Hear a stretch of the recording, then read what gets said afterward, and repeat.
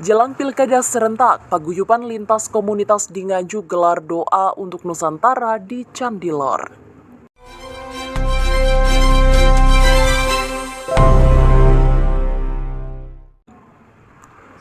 Melihat dinamika politik akhir-akhir ini di Indonesia dan ancaman megatrust yang sewaktu-waktu terjadi di berbagai daerah, 13 komunitas di Nganjuk gelar doa untuk Nusantara pada Kamis malam di Candilor Loceret.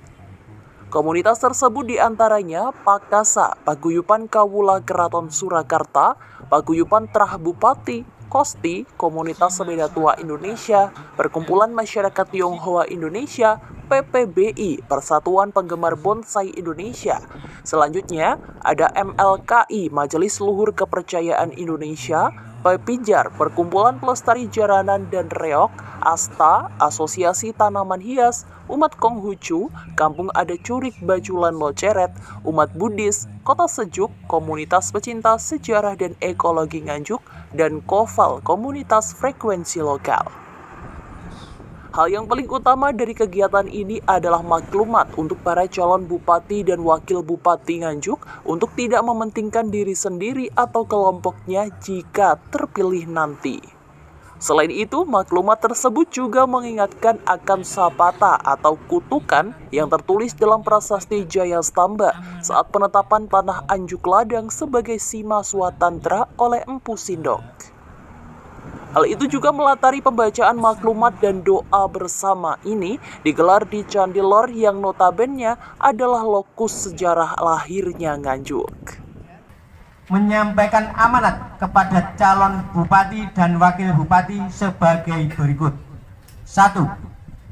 Bahwa dalam memimpin Nganjuk hendaknya bersungguh-sungguh dengan niat baik untuk membangun Nganjuk dan masyarakatnya dengan mengesampingkan kepentingan pribadi dan golongan, serta selalu berusaha mewujudkan Nganjuk yang mandiri, maju, adil dan makmur dalam perspektif demokrasi dan kepemimpinan. 2.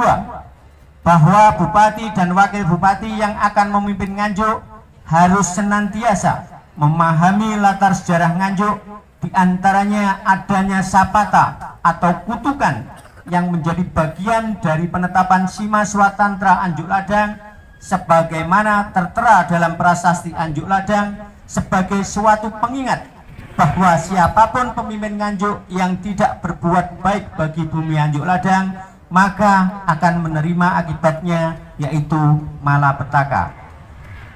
3. Bahwa bupati dan wakil bupati Nganjuk yang terpilih hendaknya mampu menjadi problem solver yang membawa solusi, mampu menyelesaikan masalah, dan bukan yang justru menimbulkan apalagi menjadi sumber masalah. Demikian amanat ini kami sampaikan, semoga dapat menjadi perhatian kepada para calon bupati dan wakil bupati. Terima kasih. Yang kita laksanakan ini adalah kita menyikapi beberapa hal seperti yang kami sampaikan pada saat acara tadi. Yang pertama adalah kondisi kemungkinan bencana-bencana yang akan terjadi, yaitu megatrust. Kemudian kondisi iklim yang cenderung berakibat bencana. Kemudian juga kondisi sosial politik kita yang cukup dinamis, yang pada akhir masa jabatan kepemerintahan ini juga cukup ini ya, sehingga kondisi itu kita turut prihatin ya, jangan sampai terjadi sesuatu yang tidak atau berakhir dengan tidak baik. Dan juga hal yang berikutnya adalah kondisi pilkada kita Nganjuk. Nah ini harapan kita adalah kondisinya aman, damai, tertib, dan bisa terpilih pemimpin Nganjuk yang benar-benar amanah, yang mampu mengayomi masyarakat Nganjuk. Ya, bahwa Nganjuk itu namanya muncul dari Kakatikan Anjuk Ladang, yang notabene di situ adalah merupakan desa swatantra yang dianugerahi oleh Empu Sindok, yang pada saat peresmiannya itu dengan sebuah upacara dan semuanya tercatat dalam prasasti, dan di situ ada yang menggambarkan adanya kutukan bagi siapa saja yang melanggar apa yang sudah dicatatkan menjadi sebuah perjanjian atau piagam dalam Prasasti Anjuk Ladang.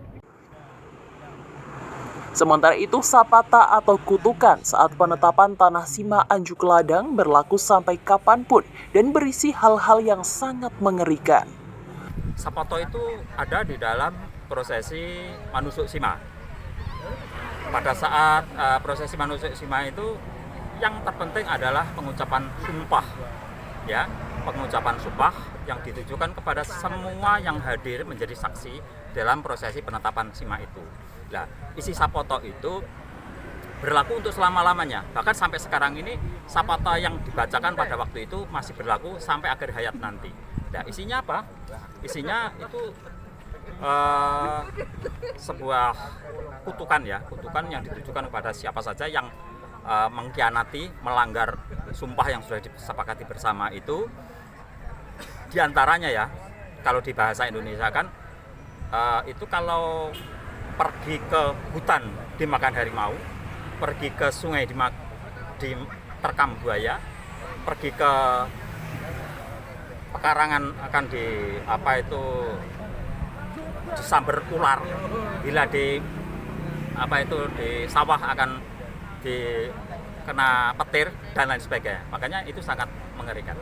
Usai doa bersama, maklumat itu kemudian ditandatangani oleh perwakilan 13 komunitas dan rencananya akan diserahkan kepada KPU Nganjuk. Harapannya, maklumat ini akan diteruskan kepada para calon bupati dan wakil bupati yang akan berlaga pada pilkada mendatang. Dari Nganjuk, Jawa Timur, Tim Liputan AG Cyber melaporkan.